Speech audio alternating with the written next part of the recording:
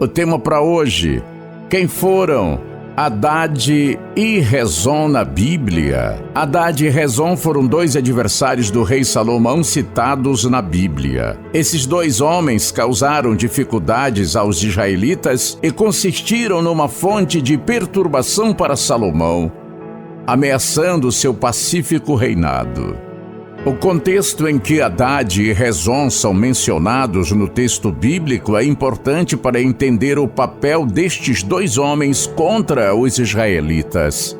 A Bíblia registra que o rei Salomão herdou de seu pai Davi um extenso território que se estendia do Eufrates aos limites do Egito e do mar Mediterrâneo no deserto da Arábia. Durante todo o reinado de Salomão, Israel alcançou seu ápice em termos de riqueza, sabedoria e influência, através de muitas alianças diplomáticas, especificamente por meio de casamentos com princesas das nações vizinhas de Israel.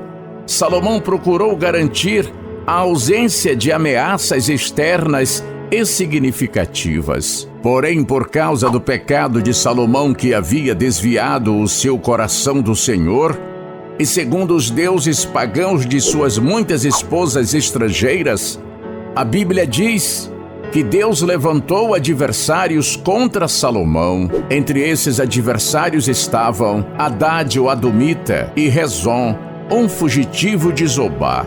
Hadad no sul e Rezon no norte fizeram com que Salomão visse escapar de suas mãos o controle direto de parte do seu território. Hadad, o Edomita. O nome Hadad possivelmente significa algo como que faz trovejar. No Antigo Testamento, o nome pessoal Hadad e sua variante Hadar provavelmente era em homenagem ao antigo deus semita da tempestade, adorado em Canaã, Síria e Mesopotâmia. Portanto, nomes compostos que incluíam o nome Hadad eram comuns nos tempos bíblicos nas nações vizinhas de Israel. Inclusive, Abraão teve um neto com este mesmo nome, que foi um dos 12 filhos de Ismael. Entre os edomitas, o nome Hadad parece ter sido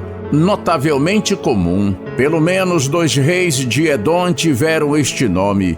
O primeiro era o filho de Bedad, cuja capital era Evite, e que venceu os medianitas no campo de Moabe. E o segundo era casado com uma mulher chamada Mietabel e governava a partir de Paú. Já Hadad viveu nos tempos de Davi e Salomão.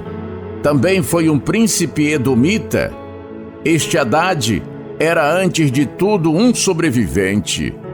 Ainda durante os dias de Davi, a Babilônia registra que o comandante Joabe matou todos os homens de Edom. Porém, o jovem príncipe conseguiu escapar para o Egito junto de outros homens. No Egito, Hadad foi escolhido pelo faraó de tal forma que ele se casou com a irmã da mulher do próprio monarca egípcio.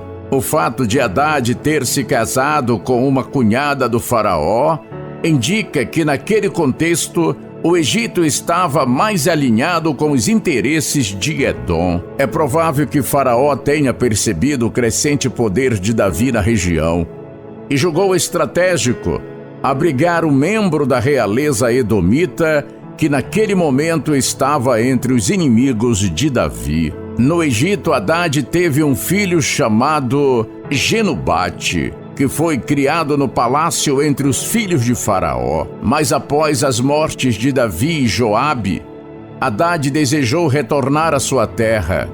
Desta forma, ele voltou a Edom e se ocupou de incitar os edomitas contra Salomão e Israel, cumprindo um papel divino como instrumento de disciplina para Salomão. Parece que mesmo com o passar dos anos, Hadad não perdeu o seu desejo de vingança contra Israel e a casa de Davi. Portanto, a sua motivação era tanto pessoal quanto nacionalista. Ele buscava tomar o controle de Edom das mãos de Salomão e restaurar a honra e a posição do seu povo. Embora Salomão tivesse entre suas esposas mulheres edomitas, isto não impediu que Hadade promovesse uma série de ataques nas fronteiras contra os israelitas. Obviamente, Hadade sabia que não conseguiria derrotar Salomão e conquistar Israel, mas ele foi um adversário que causou grande perturbação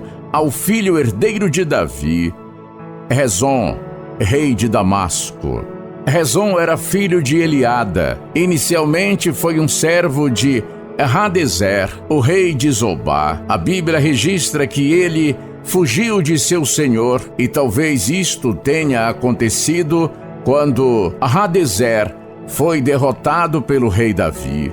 Seja como for, Rezon se tornou líder de um bando de mercenários e posteriormente se fixou em Damasco, onde foi constituído rei. 1 Reis, capítulo 11, versículo 23 e 25. Em Damasco, Rezon foi uma ameaça constante do norte de Israel. Rezon não tinha laços pessoais com as disputas israelitas, mas via uma oportunidade de fortalecer a sua posição e expandir seu território, às custas das instabilidades do reino em declínio de Salomão.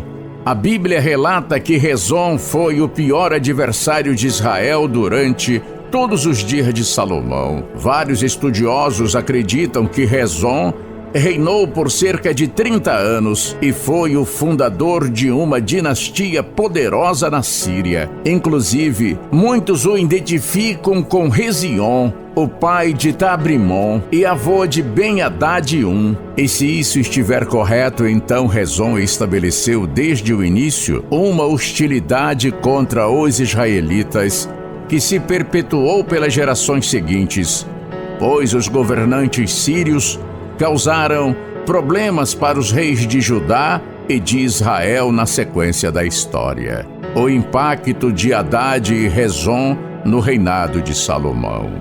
No início do seu reinado, o rei Salomão podia se orgulhar de que em seu reino não havia inimigos e nem adversários. 1 Reis, capítulo 5, versículo 4. Porém, o próprio Deus afligiu Salomão com os inimigos que serviram como lembretes de que, apesar do seu esplendor e prosperidade, seu reino não estava imune de desafios externos. Nesse sentido, Hadade e Rezon não apenas representavam ameaças políticas, mas também eram reflexos das tensões e consequências das ações passadas de Israel. Esses adversários foram permitidos por Deus como instrumentos para disciplinar Salomão e Israel por suas infidelidades e desvios. Na verdade, os papéis desempenhados por Hadade e Rezon também apontam para a soberania de Deus sobre as nações e revelam como ele pode usar até mesmo inimigos para refinar o caráter do seu povo e alcançar o seu propósito divino. Além de tudo isto, a maior ameaça a Salomão foi levantada do centro de seu reino.